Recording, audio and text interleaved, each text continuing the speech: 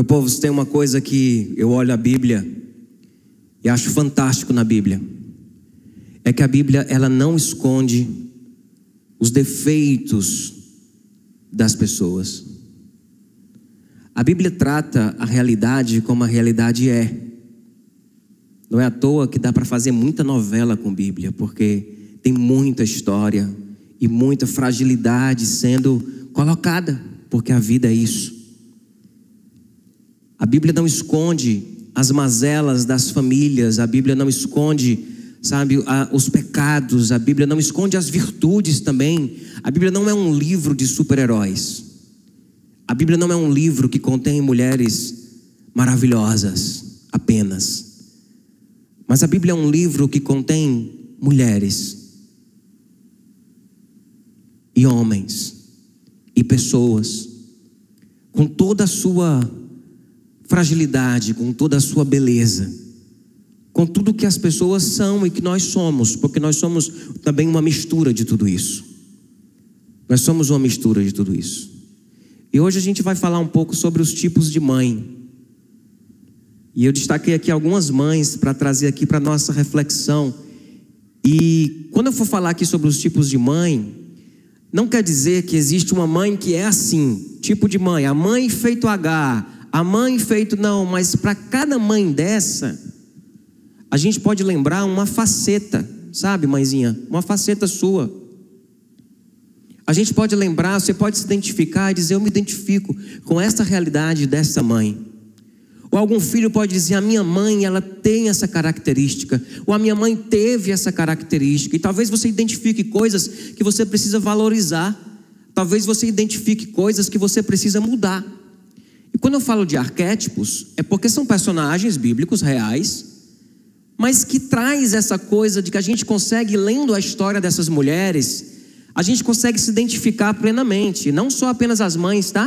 Todos nós conseguimos nos identificar grandemente com essas mulheres, porque há muito de humanidade nisso, há muito de devoção a Deus, há muito de impulso da carne também presente, há tudo isso junto e tudo isso misturado. Por isso eu queria sair aqui pontuando algumas mães da Bíblia, e que a gente fizesse o exercício de ir pegando essas mães, a história delas, e eu vou fazer de forma bem resumida, eu vou só pontuar. Quem tem mais conhecimento bíblico talvez vá absorver um pouco mais, quem tem menos vai pegar o que dá para pegar, mas vai dar para pegar, porque eu vou dar não vou deixar solto, mas não vou aprofundar na história de cada mãe dessa. E o desafio é de nós fazermos um espelhamento, com a nossa história, com a história da nossa mãe, com a história da minha avó, com a história da mãe que eu quero ser. Temos muitas mulheres aqui, temos muitas mulheres que não são mães, que ainda serão, com a mãe que eu quero ser, é de espelhar isso. Entenderam qual é a nossa proposta? Quais são as mães que a gente encontra na Bíblia? Eu não peguei todas, mas eu saí pegando algumas. Eu queria começar com H. H, uma mãe da Bíblia, muito especial. Porque H é a mãe que sofre injustiça, é a mãe que é abandonada.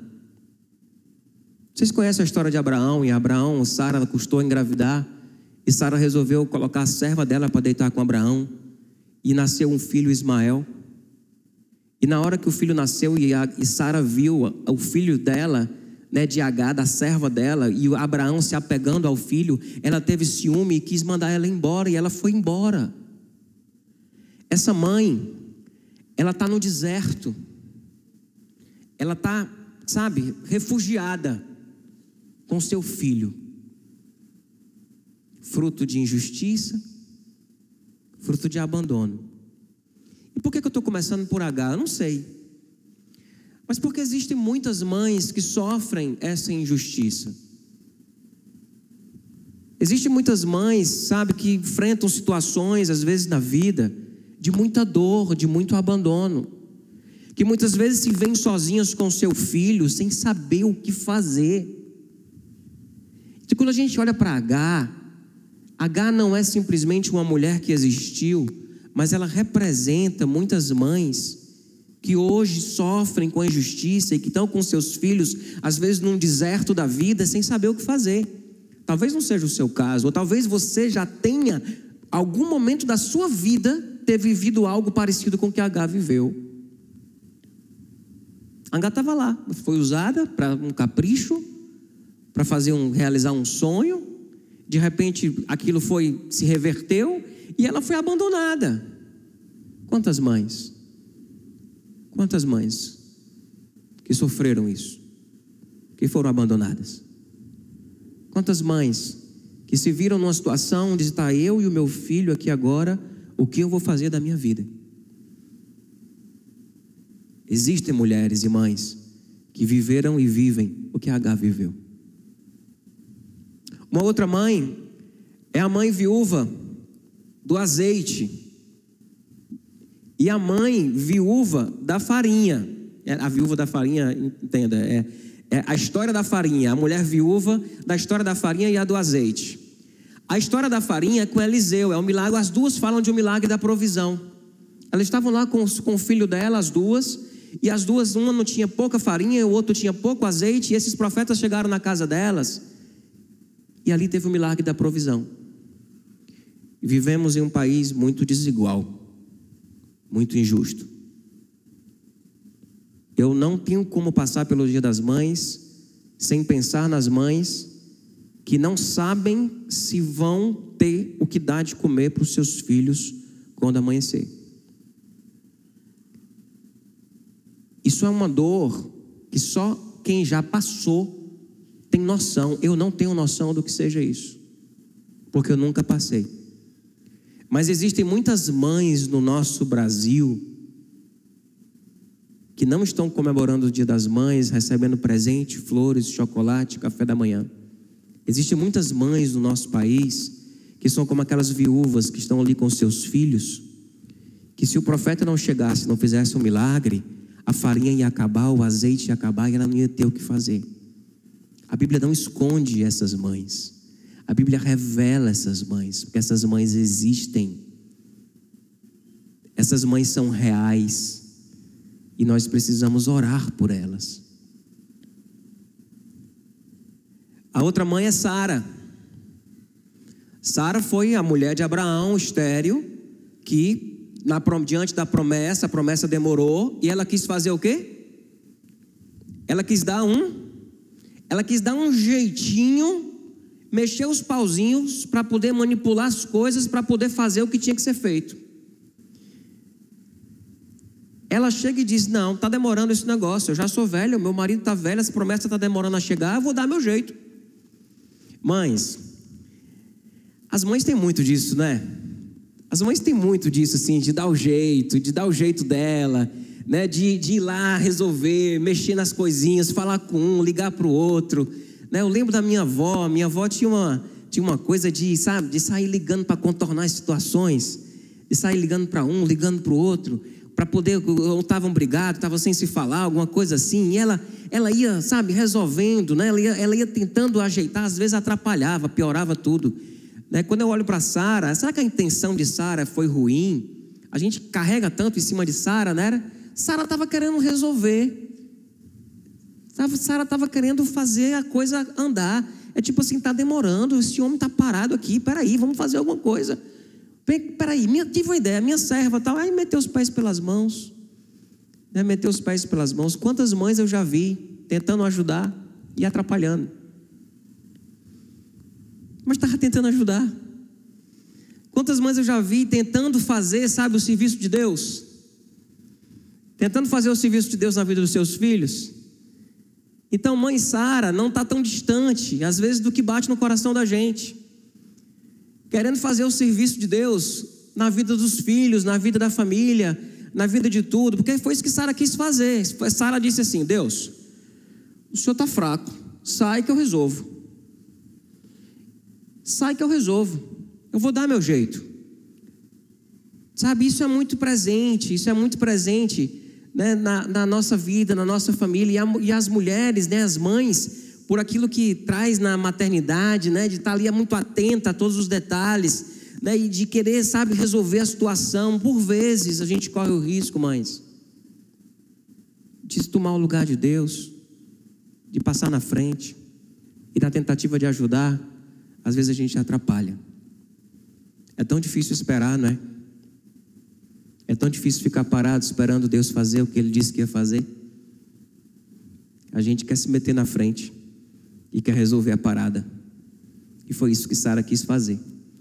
Eu gosto muito do pessoal quando está lendo o Antigo Testamento, diz, mas esse povo é muito ruim. Aí vê Sara, mas Sara, olha o jeito de Sara. Sara, a gente é igual.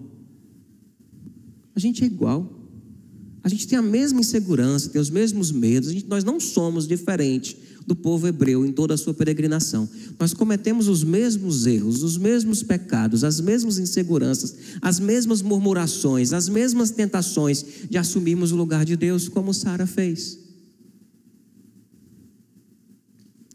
A outra mãe que eu separei foi Noemi. Noemi é a mãe que perde filhos e ganha filhos. Porque Noemi fica viúva de marido e de filhos. E fica só com 2 noras. E o que era aquilo naquela cultura? O que era aquilo naquela cultura? Uma mulher com 2 noras. Não era nada. Ela não tinha mais nem para onde ir, nem o que fazer. Ela perdeu seus filhos. Mas ela ganha numa nora uma filha. E a partir da vida da nora, que depois se encontra com Boaz, ela ganha um filho. A vida está cheia disso. Mulheres e mães que perdem os seus filhos e que ganham outros filhos. Sabe uma mãe na Bíblia que perdeu um filho? Muito famosa. Quem acerta? Uma mãe na Bíblia que perdeu seu filho? Maria. E ela ganhou outro filho. Ela ganhou outro filho. Porque na cruz Jesus olhou para João e disse, mulher, eis aí o teu filho, eis aí a tua mãe. Ela ganhou outros filhos. Eu sei que isso parece muito cruel, mas isso é verdade. Isso acontece na vida de muitas famílias. Isso acontece na vida de muitas famílias. A gente acha que isso é uma coisa pouco comum, mas não é tão pouco comum. Antigamente, quase toda família tinha um filho que tinha morrido. A gente vai hoje na classe média e classe média alta, parece que são pouquíssimos os casos de filhos que morrem. Mas quando você vai para a periferia da nossa cidade, você vai para as classes onde a violência está batendo na porta, quase toda casa tem um filho morto. E essas mães perdem filhos e ganham filhos. Ana, deixa eu melhorar o clima, né? Tá vendo como a Bíblia não alisa? Ana, a mãe que quer ter filhos, mas não pode ter. Ela vai no templo, ela chora, é confundida com uma bêbada, com a mulher embriagada. Ela diz, não, moço, não, Senhor, eu não estou embriagada, eu estou simplesmente clamando ao meu Deus. E Deus dá o filho para Ana, Samuel. E Ana faz o quê? A Ana consagra o seu filho, a Deus. Consagra o seu filho a Deus. Mães, quantas aqui consagram e têm consagrado os seus filhos a Deus como Ana consagrou? Ana vai deixar Samuel no templo, ele vai viver lá. Ele vai viver lá, ele vai continuar a vida dele lá. É como se ela recebesse aquela bênção e ela entrega ao Senhor. É lógico que hoje entregar ao Senhor não significa o menino ir morar na igreja. Mas quantas estão dispostas a lutar por uma bênção? E ao receber esta bênção, entregar esta bênção a Deus, para que a vontade de Deus seja feita na vida desta bênção. Isso é um exercício que temos a aprender com Ana. Ela clama por esta bênção, ela pede essa bênção, e quando ela recebe a bênção, ela devolve, ela entrega, e diz, é para ti, eu consagro ele, e entrega ele, e Samuel vai fazer toda a sua vida no templo, toda a sua vida dedicada a Deus.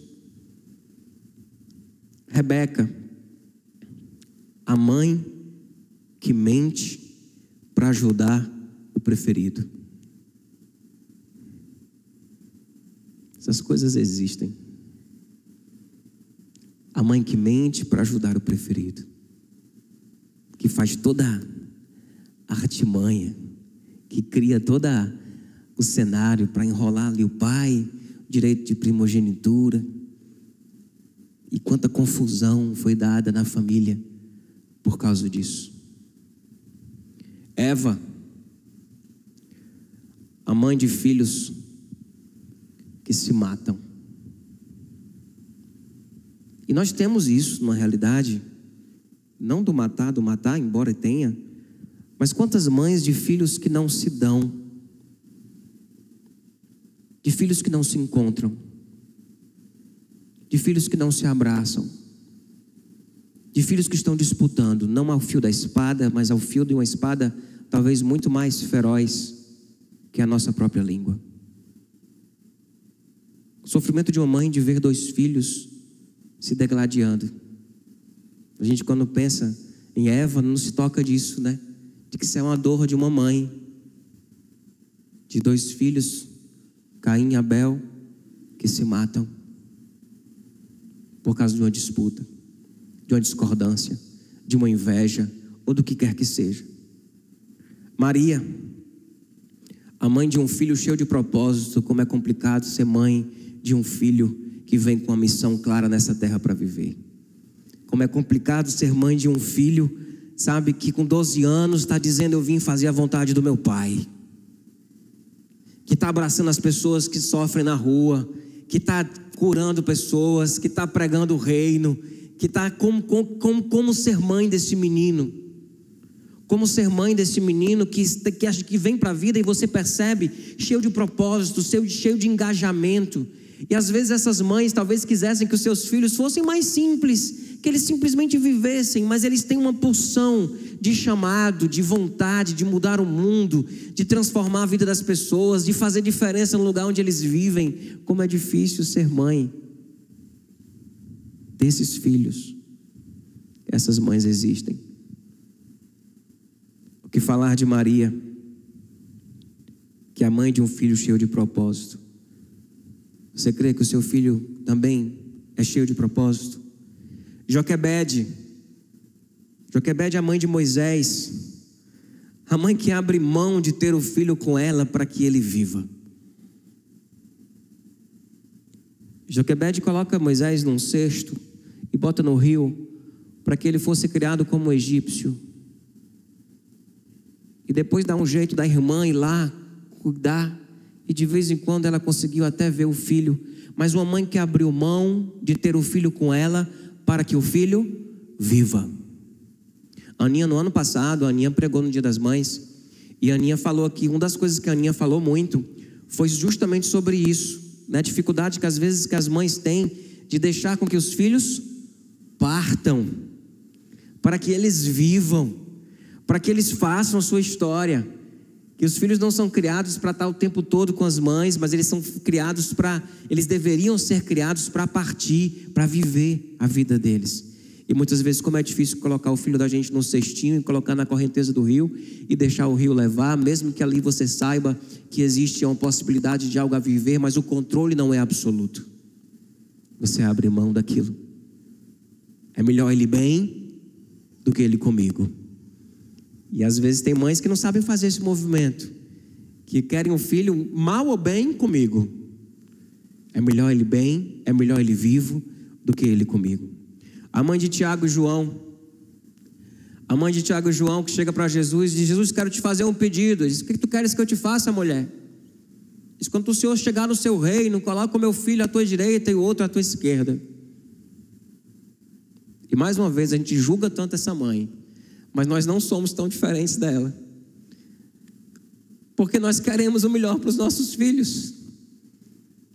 A gente quer o melhor para os nossos. A gente fica analisando teologicamente no conceito do reino. Cara, ela estava só sendo mãe. Ela estava só sendo mãe, e vendo que ele estava muito próximo de Jesus, chegou lá e disse: Jesus, deixa eu te pedir uma coisa. Ó, meu filho ali, sabe aqueles 2 ali, ó, que o Senhor gosta deles, aqueles 2 ali. Quando o Senhor chegar lá no teu reino, coloca um na tua direita e um na tua esquerda. A gente olha sempre para esse texto como assim uma afronta à lógica do reino. Beleza, e mas quando a gente olha a partir do coração de uma mãe, a gente olha assim e diz, e até entende porque que Jesus não respondeu ela assim, tá, numa cortada, numa raquetada. Não, Jesus responde na boa. Jesus responde na boa. Ele diz, não, a respeito disso não é comigo não. Quem vai ficar à minha direita, quem vai ficar à minha esquerda. Deixa eu te dizer uma coisa, no meu reino não é assim não. No meu reino os primeiros são os últimos. Aí ele vai e dá uma alinhada na visão, mas ele não pega pesado com aquela mulher, como ele pega com os religiosos, porque ele está vendo que é o coração de uma mãe que está querendo que os filhos dela se deem bem. E qual é a mãe que não quer que os filhos se deem bem? E para ela, colocar um filho à direita e outro à esquerda era algo que seria maravilhoso para ela. Já pensou? Olha, eu sou a mãe da direita e da esquerda de Jesus. A alegria da mãe. Tinha nada a ver ali. E Jesus teve que corrigir isso. Mas o sentimento dessa mãe é de uma mãe que quer o melhor para os seus filhos. O que a gente olhando para esse cenário, para essas mulheres, para Agar, para a viúva do azeite, da farinha, Ana, Eva, quantas histórias, quantas facetas. Todas falam sobre ser mulher, todas falam sobre ser mãe.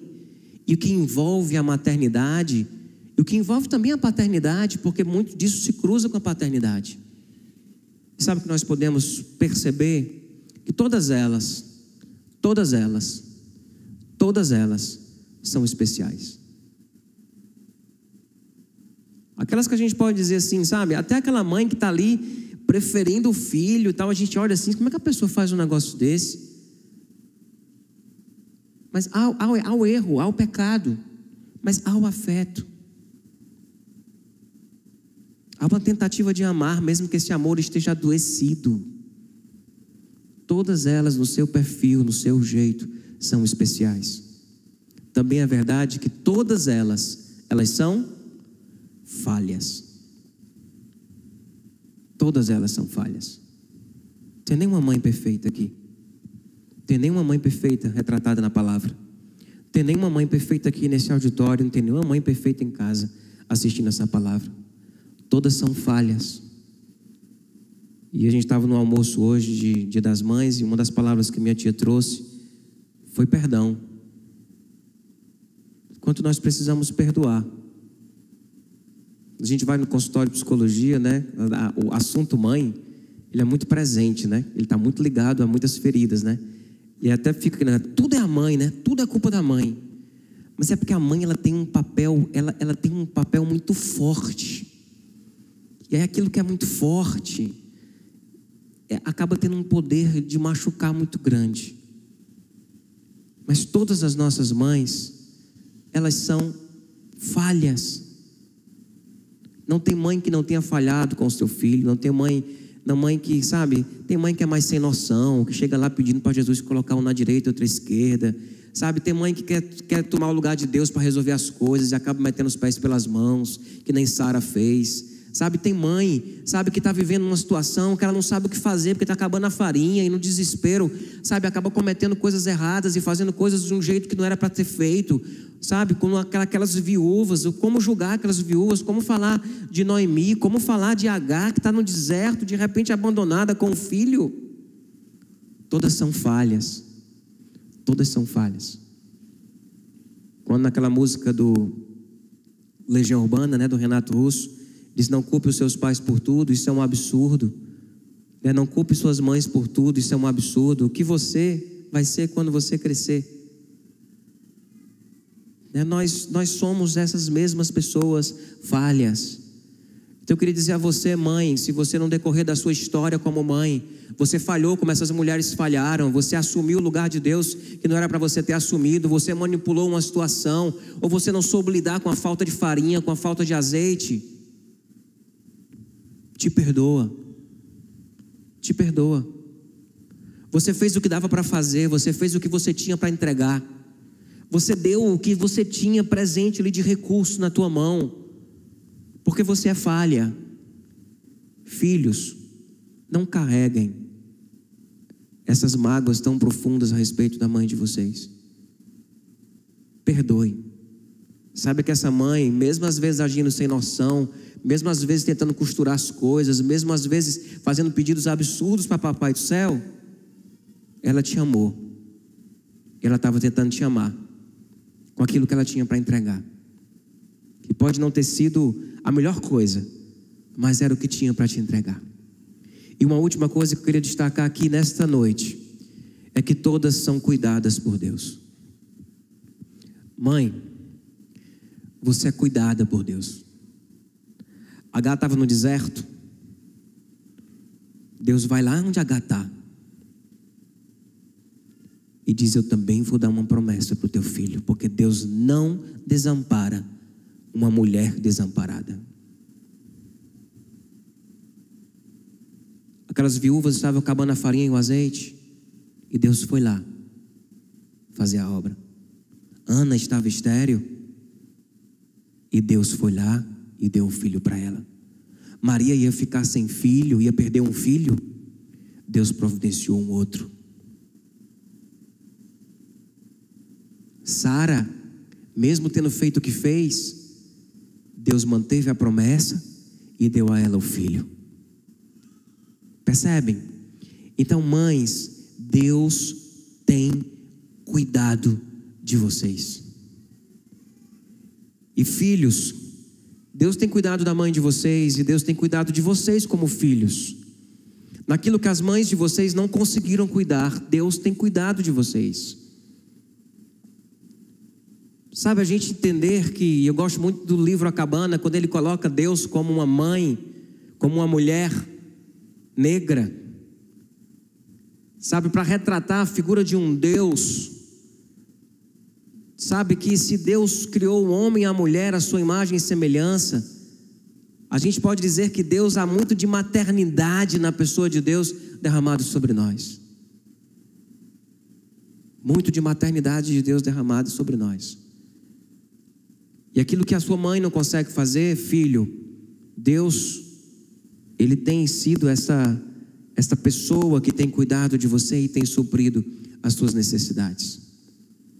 Uma das coisas que a Aninha me mostrou um vídeo essa semana, e eu pensei em encerrar esse nosso momento aqui com esse vídeo, que é uma mãe e uma filha cantando juntas. A Aline Barros com a filha dela cantando uma música, mostrando o quanto elas dependem de Deus, o quanto elas estão colocando a vida delas em Deus. Desejo meu com essa música, e a minha ideia é que a gente possa, ao final dessa música, ter um momento de oração, em que cada mãe aqui, cada filho aqui, vai se colocar junto diante de Deus. Vai se colocar junto diante de Deus, dizendo: o Senhor é aquele que tem provido. O Senhor é quem cuida da gente. Porque eu, mãe, sou falha. Eu, filha, filho, sou falho. Mas o Senhor tem cuidado de todos nós. O fogo não